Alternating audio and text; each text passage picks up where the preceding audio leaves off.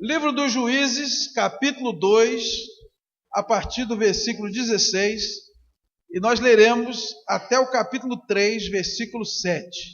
Diz a palavra do Senhor: Suscitou o Senhor juízes, que os livraram da mão dos que os pilharam.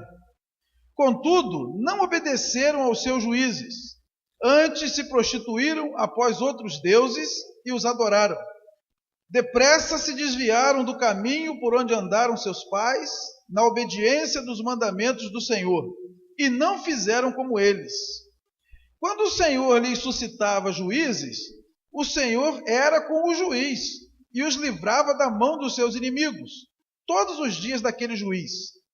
Porquanto o Senhor se compadecia deles ante os seus gemidos, por causa dos que os apertavam e oprimiam. Sucedia, porém, que, falecendo o juiz, reincidiam e se tornavam piores do que seus pais, seguindo outros deuses, servindo-os e adorando-os eles. Nada deixavam das suas obras, nem da obstinação dos seus caminhos. Pelo que a ira do Senhor se acendeu contra Israel e disse: Porquanto este povo transgrediu a minha aliança, que eu ordenara a seus pais, e não deu ouvidos à minha voz, também eu não expulsarei mais de diante dele nenhuma das nações que Josué deixou quando morreu, para por elas pôr Israel à prova, se guardará ou não o caminho do Senhor, como seus pais o guardaram. Assim o Senhor deixou ficar aquelas nações, e não as expulsou logo, nem as entregou na mão de Josué. São estas as nações que o Senhor deixou para, por elas, provar a Israel. Isto é, provar quantos em Israel não sabiam de todas as guerras de Canaã. Isso tão somente para que as gerações dos filhos de Israel delas soubessem, para lhes ensinar a guerra, pelo menos as gerações que dantes não sabiam disso.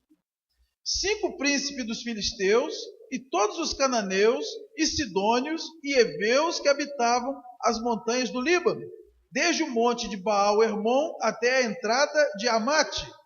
Estes ficaram para, por eles, o Senhor pôr Israel à prova, para saber se dariam ouvidos aos mandamentos que havia ordenado a seus pais por intermédio de Moisés. Habitando, pois, os filhos de Israel no meio dos cananeus, dos heteus, e amorreus, e ferezeus, e heveus, e jebuseus, tomaram de suas filhas para si por mulheres, e deram as suas próprias aos filhos deles, e rendiam culto a seus deuses. Os filhos de Israel fizeram o que era mal perante o Senhor, e se esqueceram do Senhor seu Deus, e renderam culto aos Baalins e ao poste ídolo. Vamos orar ao Senhor. Deus querido, Deus amado, nós estamos agora diante da Tua palavra e nós queremos ouvir a Tua voz a falar aos nossos corações. Nós já estamos abençoados neste lugar. Já podemos levantar a Ti nossas orações, já podemos entoar louvores, já podemos abraçar nossos irmãos. E é tão bom essa comunhão, essa presença do Senhor no nosso meio. Nós sabemos que a nossa fé vem pelo ouvir e ouvir a Tua palavra. E também sabemos que não temos condição de entender a Tua palavra, a não ser que o Senhor mesmo a queira revelar para nós. Então, Senhor, nos prostramos aos Teus pés e Te pedimos, por favor, em nome de Jesus, explica para nós a Tua palavra. Dá-nos a unção do entendimento, que o Teu Espírito se movimente agora no meio da congregação, aplicando a cada um as verdades da Tua palavra. Que cada um possa receber o que precisa ouvir, não o que quer ouvir. Nós curvamos nossas opiniões, nossos conceitos e nossos preconceitos ante a verdade da Tua palavra, porque a Tua palavra é verdadeira e fiel. A Tua palavra é útil para nos fazer crescer espiritualmente. A Tua palavra que alimenta a nossa alma. A Tua palavra é maravilhosa, Deus. Nós queremos beber dela nessa noite e pedimos assim a Tua presença e a Tua bênção, em nome de Jesus. Amém. Hoje eu quero compartilhar com os irmãos sobre o propósito das provações. O livro dos Juízes, ele cobre um período de cerca de 350 anos da história de Israel. entre o ano 1400 e o ano 1050 a.C. Provavelmente esse livro foi escrito por volta do ano 1045 a.C. A tradição atribui a sua autoria a Samuel, embora isso não esteja registrado nas Escrituras. O livro de Juízes é um contraste do livro de Josué. Sob a liderança de Josué, o povo andou temente a Deus, ganhou as guerras, conquistou a terra. E Juízes narra exatamente o contrário. Narra a desobediência do povo à palavra de Deus. Contudo, Deus nunca deixou de abrir os seus braços, e sempre que eles se arrependeram dos seus maus caminhos e invocaram o seu nome, Deus providenciou para eles o livramento. Esse texto que nós lemos aqui diz que Deus põe o seu povo à prova. Quando nós pensamos em provação, nós já imaginamos quase que automaticamente que a origem dessas provações são ou do diabo, a palavra diabo significa o tentador. Às vezes nós imaginamos que essa tentação vem do mundo, com seu sistema moral e ético caído. Às vezes nós imaginamos que as provações vêm das pessoas, porque a Bíblia diz que não há um justo sequer, então as pessoas às vezes nos provam bastante. Às vezes nós pensamos que a provação vem do nosso próprio coração, que é enganoso, mas a gente não imagina que a provação venha do próprio Deus. E a Bíblia diz o tempo todo que Deus põe à prova o seu povo, e Deus põe à prova aqueles a quem ama. Só para citar 3 exemplos, Deus colocou Abraão à prova, pedindo a ele algo inimaginável, o seu único filho. Deus põe à prova Jó, fazendo com que ele passasse pelos 3 piores problemas que um ser humano pode passar, que é a perda dos bens, da família e da saúde. Deus põe à prova Pedro, dizendo: olha, o inimigo te requisitou para te peneirar e eu deixei. E Deus aqui diz que não expulsou por completo os inimigos para que o povo fosse provado. O tempo todo a Bíblia mostra que Deus prova o seu povo. Só que Deus, quando Ele prova o seu povo, obviamente Ele não quer destruir o seu povo. Ele não quer matar o seu povo. Ele não quer que o seu povo perca a fé. Muito pelo contrário. O primeiro propósito que Deus tem nas provações está aí nos versículos 1 e 2 do capítulo 3. São estas as nações que o Senhor deixou para por elas provar a Israel. Isto é, provar quantos em Israel não sabiam de todas as guerras de Canaã. Isto tão somente para que as gerações dos filhos de Israel delas soubessem. Pelo menos as gerações que dantes não sabiam disso. Então o texto diz com todas as letras: Deus colocou à prova Israel. E a primeira razão, o povo precisava saber quem é que lhe dava a vitória. Esse povo que vinha desde o Egito sendo trazido por Deus com mão forte, as 10 pragas, a abertura do Mar Vermelho, o sustento no deserto, água saindo da rocha, pão caindo do céu, a carne vindo do deserto, a abertura do Rio Jordão, a queda de Jericó, a vitória sobre Ai e todas as demais guerras de Canaã. No livro de Josué, no capítulo 12, 24, diz que ao todo foram 31 reis vencidos por Josué. E alguns daqueles que nasceram depois disso não sabiam disso tudo que Deus tinha feito na vida deles, na vida do povo. Muita gente nasceu pelo deserto, muita gente nasceu já com a terra conquistada e ainda não tinham visto a mão de Deus sobre a vida do povo. Nós às vezes esquecemos quem é que nos sustenta, quem é que nos conduz, quem é que nos dá a vitória. Às vezes a ausência de luta na nossa vida faz com que a gente se acomode e achamos que nós temos o belo emprego que nós temos porque nós somos inteligentes, porque nos esforçamos para passar um concurso e passamos. Às vezes nós achamos que a nossa capacidade, o nosso talento, a nossa condição de lutar, e às vezes esquecemos de levantar os nossos olhos para o céu e agradecer a Deus Nós não temos noção de quem é que nos sustenta a cada dia. Aqueles homens que vivenciaram isso sabiam. Quem lutou a batalha de Jericó sabe como a muralha caiu. A muralha de Jericó não caiu alvejada por um míssil. Eles deram 13 voltas em volta da muralha, batendo o pé, gritando e tocando trombeta. E a muralha caiu. Aqueles homens que participaram dessa investida nunca mais esqueceram desse fato. Só que talvez a geração que nasceu depois ouviu dizer, mas talvez alguns nem acreditassem que tenha sido tanto assim. Que Deus precisava mostrar para aquela geração que tudo que eles tinham, desde a saída da escravidão do Egito, até a conquista da terra, sob a liderança de Josué, tudo foi a mão de Deus. Às vezes um desemprego, uma decepção, uma enfermidade, uma ofensa, uma agressão, seja lá o que for, serve para mostrar quem é Deus em nossas vidas. Às vezes nós só valorizamos algo quando nós perdemos, ou quando aquilo se torna difícil para nós. Os antigos já diziam, muito pão, pouca fé.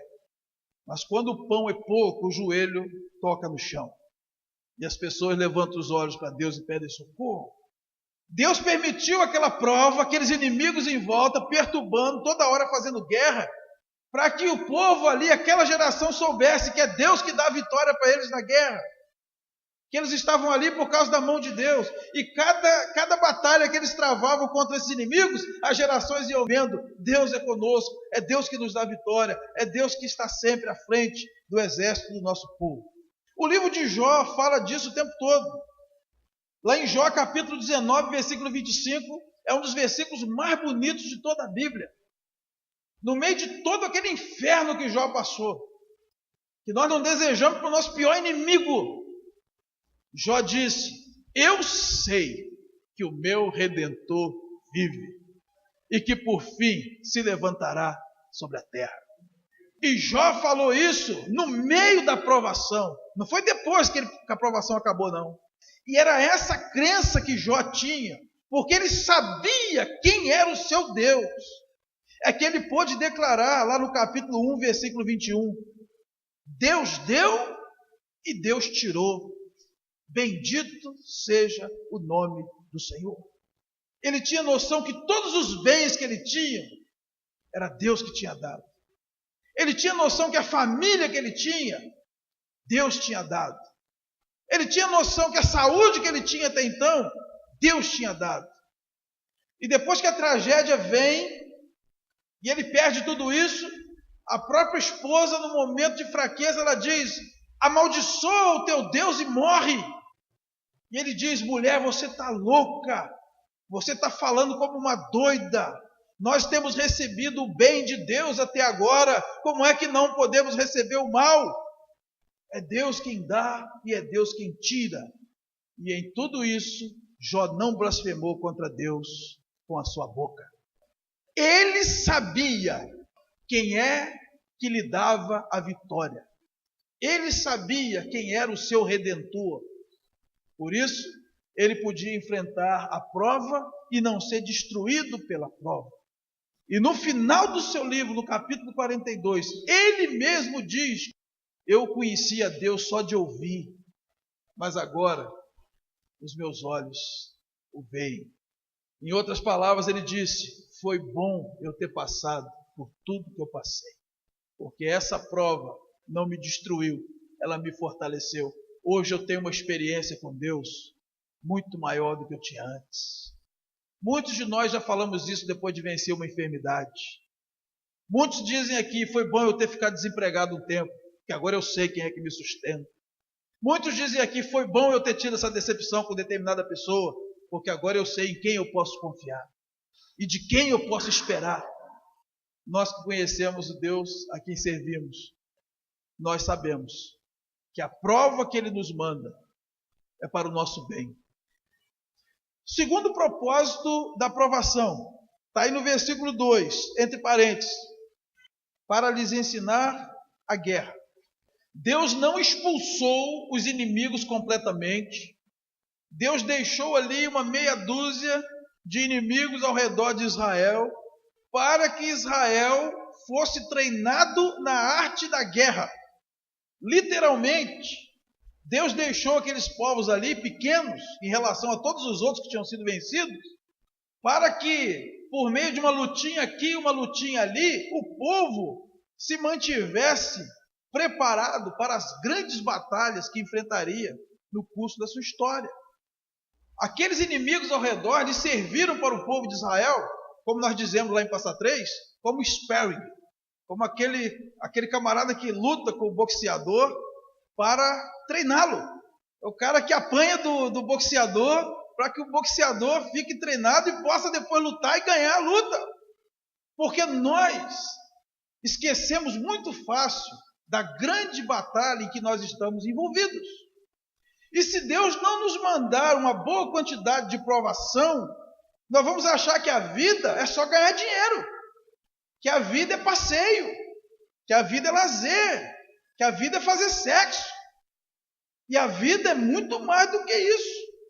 Então, para que a gente não fique apegado e preso completamente às coisas deste mundo, Deus sempre providencia para nós uma boa quantidade de provação. Eu lembro que uma vez eu assisti um filme do Sherlock Holmes. O Sherlock Holmes entra no quarto dele e tem um cara lá, e o cara parte para cima dele, e paulada, pescoção, rabo de arraia, capoeira, e o Sherlock se defendendo, e o cara batendo, e aquele escuro. Aí no final ele domina o cara era bem um amigo dele. Ele tinha combinado com um amigo dele que toda vez que ele entrasse no quarto, que ia para um amigo atacar ele, para ele ficar sempre esperto. Falou, sempre que eu chegar em casa, se você estiver aí, você parte para cima de mim. Porque ele queria ficar sempre ligado, para não ser um dia apanhado, desprevenido pelo inimigo quando ele entrasse dentro de casa. Foi mais ou menos isso que Deus fez com o povo de Israel ali. Deixou os inimigos em volta para atacar o povo, para guerrear com o povo, para o povo ficar treinado, para o povo ficar preparado para a guerra. As provações vão nos treinar para ficar cada dia mais fortes. É isso que Tiago vai dizer para nós, lá na sua carta, no capítulo 1, versículos 2 a 4 e depois o versículo 12. Diz assim: meus irmãos, tende por motivo de toda alegria passardes por várias provações, sabendo que a provação da vossa fé, uma vez confirmada, produz perseverança. Ora, a perseverança deve ter ação completa, para que sejais perfeitos e íntegros, em nada deficientes. O 12. Bem-aventurado, feliz, o homem que suporta com perseverança a provação, porque depois de ter sido aprovado, receberá a coroa da vida, a qual o Senhor prometeu aos que o amam. Deus não vai aprovar ninguém sem fazer prova. Para sermos aprovados diante de Deus, nós temos que passar pela prova. E bem-aventurado é aquele homem a quem Deus prova. Se ele souber lidar com a provação, ele vai ficar fortalecido, perseverante e vai conseguir vencer as grandes batalhas da vida. Uma das histórias que eu escrevi num dos livros fala da fervura. A história diz que se você colocar um ovo na fervura, o ovo endurece. Se você colocar cenoura na fervura, ela amolece. Mas se você colocar o café na fervura, ele extrai o seu melhor sabor. O que nós somos diante das provações, diante do fogo, da fervura da vida? Nós somos o ovo que nos endurecemos, ficamos casca grossa, ficamos broncos, ficamos ogros, porque nós fomos provados, agora nós perdemos a alegria de viver, virei um ignorante, eu não sorrio mais, eu não confio em mais ninguém, eu não quero mais saber, eu sou uma cenoura, amoleci, só ando agora em depressão, tomando remédio, chorando pelos cantos, murmurando, reclamando da vida, ou eu sou um café. Essa provação vai fazer de mim uma pessoa melhor. A provação veio, agora eu sou mais crente, eu aprendi a depender de Deus. A aprovação veio, agora eu sei que o meu sustento vem de Jeová Jirê, não vem do fórum, não vem da SEDAI, não vem da CSN, não vem da política, não vem dos meus parentes, não vem de lugar nenhum. A aprovação veio e agora eu sei que bendito é o homem que confia no Senhor e maldito é o homem que confia no homem. Então eu confio no homem até aquele limite que a Bíblia diz que eu posso confiar. Dali para lá eu não espero nada dele, eu espero de Deus. O que vai acontecer conosco quando a fervura vier? A perda, a decepção, a dor, a enfermidade. Nós vamos ficar melhores ou piores? Nós vamos aprender como Jó e dizer foi bom para mim? Ou eu vou deixar a aprovação me segurar pelo caminho? Só tem uma pessoa que vai poder responder isso. Eu. Porque a pergunta não é se eu serei provado. A pergunta é o que eu farei na hora da prova. Porque a prova virá. Todos nós seremos provados.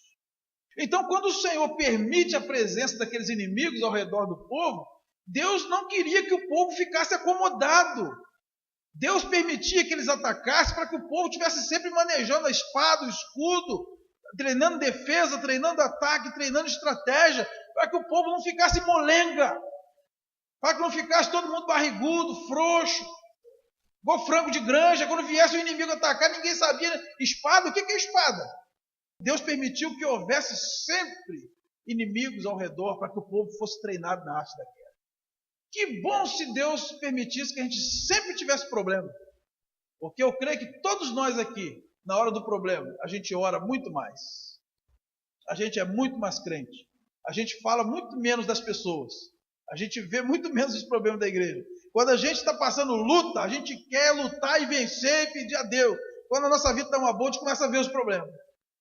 Eu duvido quem está passando uma luta grande aqui está preocupado se tem um pedacinho descascando da parede do templo ali que ninguém arrumou ainda. Agora, quando a vida está tudo bem, né? Não tem problema nenhum. Aí eu começo a catar defeito. Gravata do pastor está mais para a direita que para a esquerda. A gente começa a ficar procurando piolho e cabelo de piolho, né? Chifre e cabeça de cavalo. As dificuldades Deus manda para que nos fortaleça.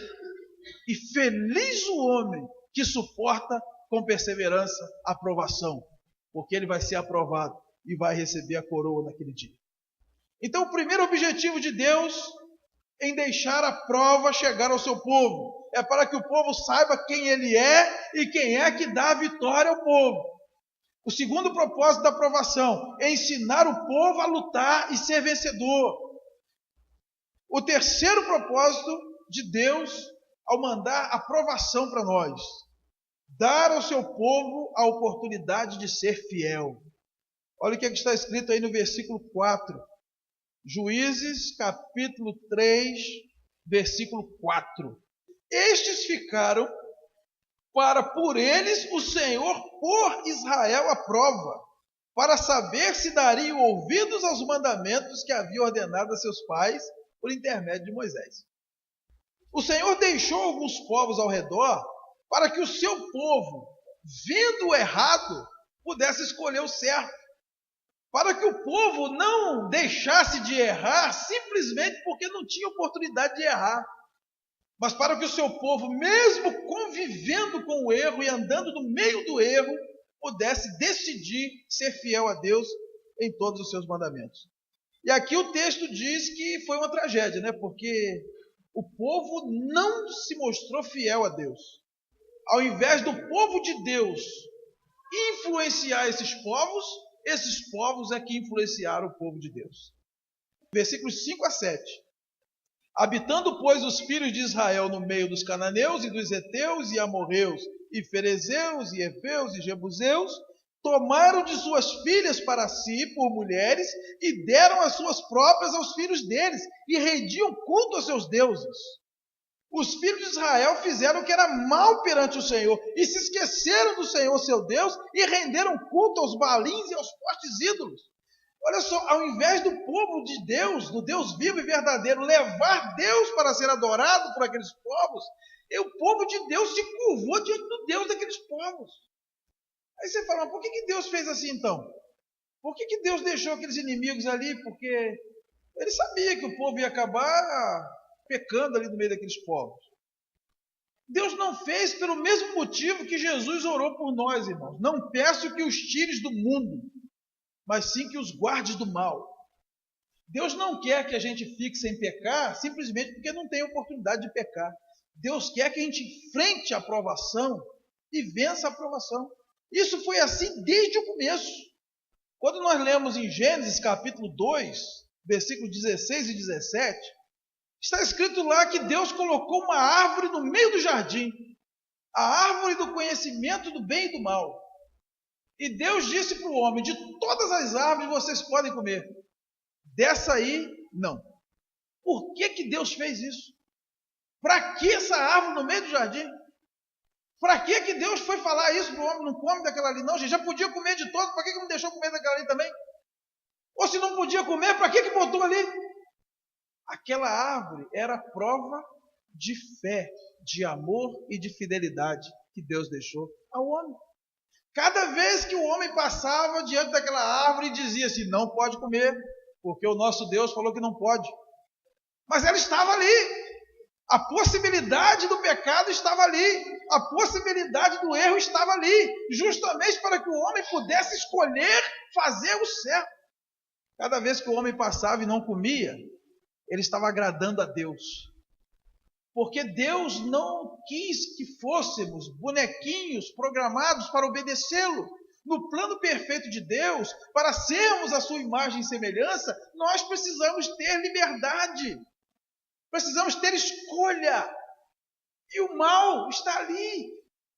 Um pouco antes de Caim matar o seu irmão Abel, Deus disse para ele: olha, o pecado jaz à porta, mas a ti cumpre dominá-lo. O teu desejo será contra ti. O mal está aí. O mal vai te chamar. Todo mundo aqui vai receber proposta indecente. Todo mundo aqui vai ser provado.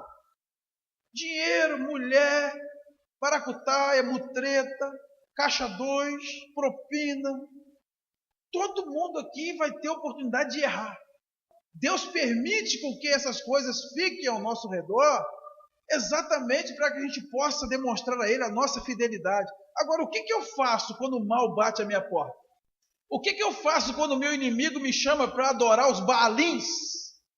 O que eu faço quando aquela filisteia bonita, gostosona, começa a dar em cima de mim? Essa é a hora que eu tenho a oportunidade de mostrar para Deus quem eu sou. Nossas atitudes e reações diante da prova mostram a Deus, ao diabo e às pessoas quem nós somos de verdade. A provação não muda o caráter de uma pessoa. A provação mostra o caráter de uma pessoa. É igual o dinheiro. O dinheiro não muda ninguém, o dinheiro mostra quem a pessoa é. Ah, pastor, mas a aprovação foi maior que eu, foi muito forte, eu não aguentei. Mentira do diabo. Na nossa Bíblia está escrito que nós nunca seremos provados além das nossas forças. Mas junto com a aprovação, ele provê também o livramento, de sorte que a possamos suportar. Então, quando nós pecamos, é porque nós somos sem vergonhas e não pagamos o preço. Como diz o escritor aos Hebreus no capítulo 12, contra o pecado vocês ainda não resistiram até o sangue. Nós ficamos namorando o pecado. Nós ficamos lambendo o pecado. É igual o peixe que vê uma isca no anzol, fica lambendo a isca. Não, fica tranquilo, não vou morder não, que eu sei que é uma isca, mas fica lambendo a minhoca. Uma hora, está na frigideira. Dá uma puxada de lado, todo mundo aqui já pescou peixe pelas costas, pela guelra, né? Estava ali lambendo a isca ali, para quê? Não mordeu, mas estava de bobeira, uma hora fisga. Nós não podemos brincar com o pecado. Deus sempre vai permitir que o pecado esteja à porta, mas a nós cumpre dominar o pecado. Lucas capítulo 8, do versículo 9 até o versículo 15, traz a explicação da parábola do semeador. No versículo 13, Jesus explica aquela semente que caiu sobre a pedra. Ele diz assim: a que caiu sobre a pedra são os que, ouvindo a palavra, a recebem com alegria. Estes não têm raiz, creem apenas por um tempo, e na hora da provação se desviam. A parábola do semeador fala sobre 4 tipos de pessoas. 2 delas estão fora da igreja e 2 delas estão dentro da igreja. Aquela semente que caiu à beira do caminho, que as aves levaram, é aquela pessoa que ouviu a pregação, mas nunca se converteu. Antes dela brotar, o inimigo leva a semente. Então a pessoa não se converteu. A segunda semente é essa que caiu na pedra. Ela chegou a brotar, se converteu. Mas aí as provações, os problemas abateram, a pessoa não se aprofundou na palavra, porque não tinha raiz, e se desviou. Então a segunda semente é o crente desviado. A terceira semente é a semente que caiu no meio dos espinhos. Diz lá que é aquela semente que brotou, mas os cuidados deste mundo abafam e ela não dá fruto. São os crentes que estão dentro da igreja, não desviaram não, estão na igreja, mas não produz fruto, porque estão envolvidos com os cuidados deste mundo. É muito dinheiro para administrar, muitos patrimônios, muitos imóveis, muitos interesses. Então ele não tem tempo para fazer nada na igreja. É crente, mas é aquele crente Faustão, só aparece de domingo e não conta com ele para muita coisa não. Mas é crente, não somos nós vamos dizer que não é, mas não dá fruto. É aquele crente que vai chegar diante de Deus no dia do tribunal de Cristo, as obras dele vão queimar tudo. E ele vai ser salvo, como que pelo fogo, porque a salvação é pela fé, não é pelas obras, nós sabemos disso, mas vai passar uma vergonha federal quando chegar diante de Deus, porque é aquele crente que está na igreja, mas ele não produz fruto. E a quarta semente é aquele crente bom, que está na igreja, que produz fruto, a 30, 60 e a 100 por um, caiu em boa terra. Essa segunda semente, que nós lemos aqui em Lucas 8,13, é exatamente o crente que não suporta a aprovação. Ao invés de ele trazer a aprovação para o lado dele e se fortalecer para que aquela aprovação surta efeito de produzir perseverança, experiência, e isso tudo ter uma ação completa na vida dele, para ele ser perfeito e íntegro, para ele ganhar a coroa que está preparada para ele no final, ele se deixa abater e sai da igreja. Desviou da fé porque se decepcionou com uma pessoa, porque ficou desempregado, porque o pastor não deu a paz do Senhor para ele na porta da igreja, porque ele não foi votado para aquele cargo que ele tanto queria, ou porque tiraram ele daquele cargo que ele tanto queria. Ele simplesmente se desviou. Ao invés de usar a dificuldade para o seu bem, ele deixou com que a dificuldade o afastasse da presença de Deus e da comunhão da igreja. Às vezes é ruim a gente acreditar nisso e ouvir isso, que Deus, Ele próprio, intencionalmente, manda provação para nós. A gente prefere achar que os problemas vêm tudo do diabo, vêm das pessoas. Mas não, a Bíblia diz que Deus manda problemas para nós. Só que Ele manda com propósitos definidos e para o nosso bem, para o nosso crescimento. Mas se nós não nos fortalecemos na palavra, ficar no rasinho, a hora que essa provação vier, nós vamos desviar da fé. O que é que nós temos feito com as provas que Deus manda para nós? O Senhor envia provas sobre a nossa vida, mas obviamente Ele não quer nos destruir, nem nos derrubar. Ele quer nos fortalecer. Ele quer que nós saibamos quem é o Senhor Deus. Ele quer que nós saibamos quem é que tem nos conduzido em vitórias até aqui. Ele não quer nos ver destreinados para as lutas. Ele quer nos preparar para a vitória. Ele quer nos dar a oportunidade de mostrar a Ele mesmo, ao inferno, às pessoas, que nós verdadeiramente tememos a Deus. Provações são oportunidades. Oportunidade de conhecer mais a Deus, quem Ele é e o que Ele faz. Oportunidade de se preparar para a batalha e para vencer. Oportunidade de mostrar para todo mundo, inclusive para Deus, quem nós somos, em quem nós cremos. O que é que nós temos feito das provações? Sentar no meio-fio e ficar reclamando da vida? Ficar reclamando com as pessoas? Ficar reclamando no Facebook? Ninguém resolve problema no Facebook. Geralmente arruma mais. A Bíblia diz que os problemas nós resolvemos olho no olho. Se o teu irmão errar, vai arguí-lo entre tu e ele só. Quem dera eu pudesse dizer para todos os irmãos aqui, pode ficar tranquilo, agora vocês estão na igreja, vocês são crentes, vocês nunca mais vão ter problema. Vocês vão ter problema. Vocês vão ter problema com as pessoas, porque todo ser humano é pecador, e vira e mexe o ser humano está pisando no pé da gente. Nós vamos ter que lidar com isso. Confrontar, orar, perdoar, pedir perdão, e vai ser assim até Jesus voltar. Vira e mexe, nós vamos ter problema aí na conjuntura desse mundo, desemprego, escassez de dinheiro, competição. Todos nós estamos sujeitos a ter medo, ansiedade, culpa, sentimentos ruins no coração, sentimentos pela pessoa errada, sentimentos errados pelas pessoas. Nós temos que pedir para Deus nos libertar disso tudo. Provações. Feliz o homem que suporta com perseverança a aprovação, porque depois de ter sido aprovado, receberá a coroa. Vamos ficar de pé, queridos, em nome de Jesus.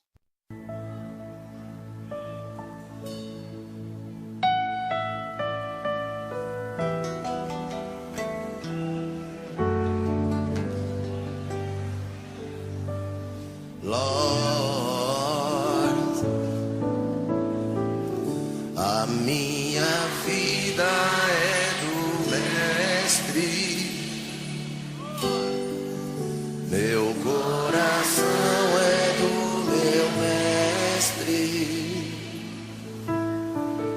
o meu caminho é do Mestre, minha esperança é meu Mestre. Cante comigo.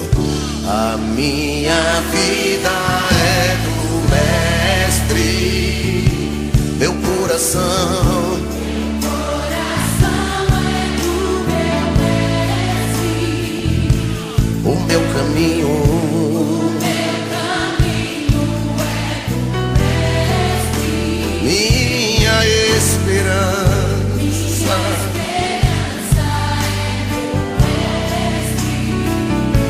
oh Lord, a Deus eu entreguei o barco do meu ser e entrei no mar afora pra não vejo mais o cais, só Deus e eu agora. A minha vida é do Mestre, meu coração é do meu Mestre, o meu caminho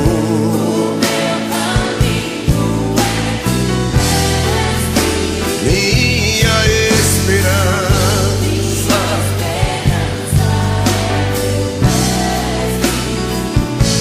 oh Lord, na solidão da vida eu pude perceber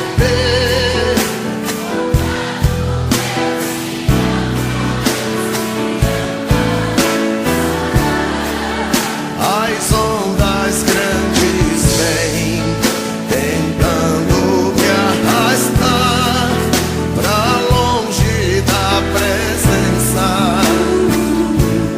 dele. A minha vida é do Mestre, meu coração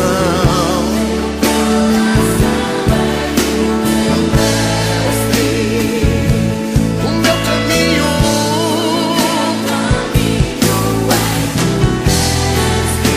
minha esperança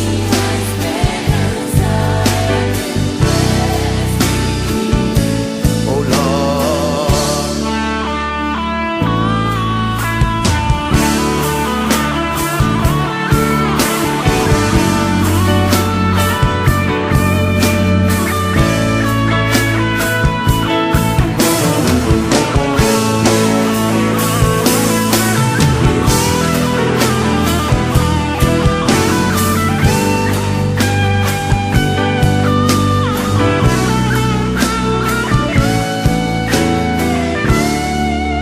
Na solidão da vida eu